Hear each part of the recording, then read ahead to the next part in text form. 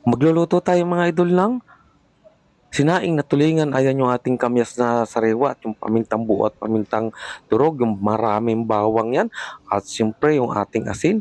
Ayan, at siyempre yung ating pork. Okay, nandito tayo sa taas ng aking terrace at dito ko naisipang magluto ng sinaing na tulingan para sa ganun ay preskong hangin mga idol. Ayan, makikita nyo mga idol kung mapapansin nyo, napakaganda ng view dito sa aking terrace at kitang-kita nyo gan. Okay, ito na yung ating mga lulutuin. Ayan yung ating tulingan na hiniwaan natin sa gitna at pinisa natin. Ang gagawin ko dito ay i-arrange ko lang yung taba sa ilalim, yung pork belly. Ayan, ipapailalim natin yan dyan sa ating pan. Okay? At yan ay i-arrange natin ng ayos. At pagkatapos, siyempre, paka-arrange natin dyan, ilalagay na natin yung ating tulingan dyan sa ibabaw. Yung ating pinatulong tulingan sa ating strainer. Okay na. At siyempre, sunod natin dyan yung ating tulingan. Okay, hanay din natin ng maganda yan mga idol para naman magandang tingnan ang ating sinaing na tulingan. Ayan, yan pinatulo na natin at binikaan natin sa gitna yan, pinisa natin yan.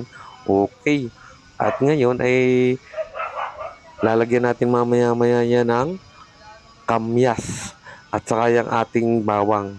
Okay na, tama na yung isang tapos maglalagay tayo dyan ng bawang. Pinitpit ko lang idol yung bawang at siyempre isusunod natin dyan yung ating kamyas. Ayan, lagyan natin yan ng kamyas.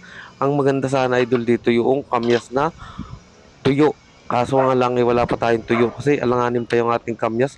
Medyo maliliit pa. Hindi pa pwedeng halos patuyuin. Pero okay, mga isang linggo okay na mga idol yan. Kukuha na tayo ng ating ibibilad at tamang-tama at summer na uli ngayon. Napakabilis matuyo ng ating kamyas. At pag tuyo-tuyo ang kamyas idol, ayan ay hindi nasisira kahit gaano pa katagal. Okay. Kailangan lang talaga idol, tuyo-tuyo. Ayan, naglagay ulit tayo dyan ng pork belly sa gitna. At pagkatapos naman yan, ay siyempre i-arrange ko na ulit dito yung ating tulingan. Nako, napakasarap nito mga idol. Grabe. Pagkatapos, pakasaing idol, ay siyempre, pag hindi natin naubos yan, pwede nating iprito bago gataan yan. Napakasarap niyan. Maraming klase ang pwede natin gawin yan. Naglagay ulit tayo ng bawang. At siyempre, ilagay natin yung durog na paminta at yung ating buo. Pakisubscribe naman idol. Lambing naman ang isa sa inyo dyan mga idol. Kung nagustuhan nyo itong aking sinaing na tulingan, malaking bagay na mga idol sa akin. Diyan sa Katanawan, Quezon. Shout out po sa inyong lahat dyan. Okay, ilagay natin yung kamyas. Sariwang kamyas. Mga idol, wala tayong tuyo. Okay na. At siyempre, lalagyan natin yan ng asin.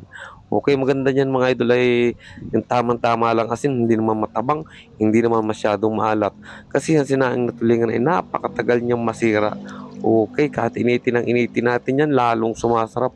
At sa puntong ito'y naglagay tayo ng tubig. Ayan, medyo ipalubog natin idol sa tubig yan hanggang sa paigahin natin yung tubig na yan. Okay, at para malambot ang tinik. Okay na, ayan, ikinover na natin at ngayon na isasalang na natin dyan sa ating lutuan, sa ating butane. Ayan, butane ang ginamit ko dyan sa taas ng aking terrace. At mga medyo malakas nga lang idol ang hangin dito. Kaya gagawa natin ng paraan niya na tabunan mamaya yung paligid. Okay na. At yan ay inilagyan na natin ng apoy at buksan natin mga idol. Ayan. Okay na. Mag-uumpisa na yung kumulo maya. Pakakulo naman yan ay siyempre talaga namang mangangamoy na yan. At dito sa puntong ito hanggang babantay ako ng aking sinaing na tulingan ay tatanggalan ko naman dahon itong aking halaman dito sa dulo ng aking terrace at marami ng tuyong dahon mga idol. Okay, at yan ay dinilig ko kanina at hindi ko na naaakyat nga dito sa aking terrace mga idol. Ayan, kasi minsan natatamad akong tumaas dito, lalo na pag nagmamadali ako. Hindi ko na makuhang tumaas dito sa aming terrace.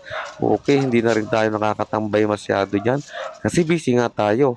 Okay na, pag wala sa biyahe, nasa tindahan. At ito na nga, buksan natin.